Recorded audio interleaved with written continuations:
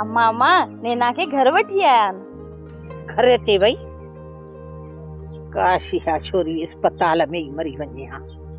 अम्मा ये केड़ियूं ॻाल्हियूं थी करी? मां त सोचो तू खुश थींदी है। अलाए अम्मा ख़बर ई कान थी पए पई इन छोरीअ जे बची वञण ते मातम करणु घुर्जे या ख़ुशि थियणु घुर्जे।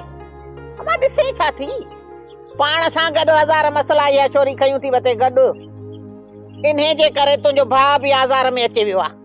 हाणे मोटी अचे पती आहे ख़बर ई कान थी पए त वरी कहिड़ा बबड़ ॿारींदी। छोकिरी छाजे लाइ थी हे अजाया पई ख़्याल ख्वाब ॾिसे जेके हिते पूरे थियण जा आहिनि ई कोन। ओ अम्मा इन छोरीअ जे लाइ चङो इहो आहे त सब्र सां ज़हर जो वटो पी लाऊं लही वञी उन जे घर ते जंहिंमें माणस पिणस ख़ुशि।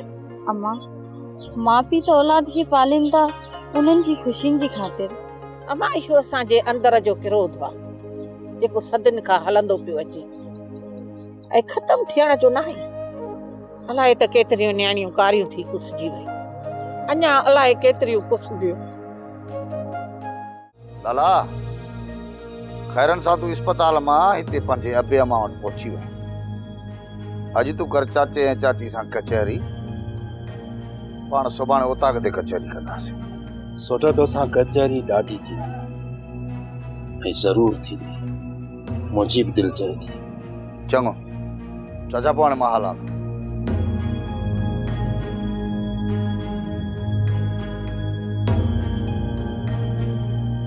अल्लाह ख़ैर करे शाबाश आहिनि सिजावल खे जे तुंहिंजे लाइ एॾी भॼ टुक करे ऐं तुंहिंजे सिर खे बचायो अथसि न त अॼु तूं लाला असां में न हुजी हा। हा पुट सिजावल पैसा पाणीअ वांगुरु आया आहिनि चए पियो त 10 लख रुपया ख़र्च कयो अथऊं। हा बाबा इहो ई सोट में जादू आहे। दंभ ॾियण सां गॾु मरहम रखण बि खूब ॼाणे। लाला तूं पंहिंजे सोट खे ग़लति न सम्झ। मञा थी त हू ॻाल्हाइण जो खोरो आहे पर नियत जो बुरो न आहे। पहिरें मां बि ईअं सम्झंदुसि त हुनखे तव्हांजी का परवाह न आहे पर तोखे बचाइण लाइ भॼ डुक जेका तुंहिंजे सोट कई आहे न ओतिरी तुंहिंजो भाउ बि कोन करे सघिया। हा बाबा सोट वॾी भॼ टुक कई आहे। छा थो चए मुंहिंजे इलाज ते घणा ख़र्च करे चुको आहे 10 लख। लाला तो ख़बर आहे कल असांखे पूरो ₹1 लख ॾेई विया तुंहिंजे सिर जे सदके ॾियण जे लाइ। असां खां त वधीक तुंहिंजे सोट दुआऊं घुरियूं आहिनि तोखे बचाइण जो। अम्मा ये सोट जा थोरा जल्द लाहींदुसि।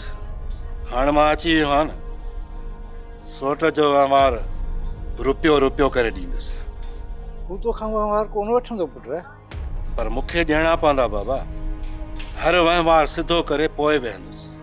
हाणे मूंखे बि सुकून कोन मिलंदो जंहिं मूं मथां एॾा जबल जेॾा थोरा कया आहिनि छा मां उहे विसारे छॾींदुसि? ईअं थी सघे थो? अदाब सोट जे थोरनि हेठां हमेशह लाइ दॿिजी वियो पर मां इहे सोट जा थोरा त कोन खणी सघंदुसि। मां उन्हनि थोरनि जे हेठां दॿिजणु नथो चाहियां। इन ई करे सभु सोट जा थोरा लाइ हल्का ई करणी पवंदी।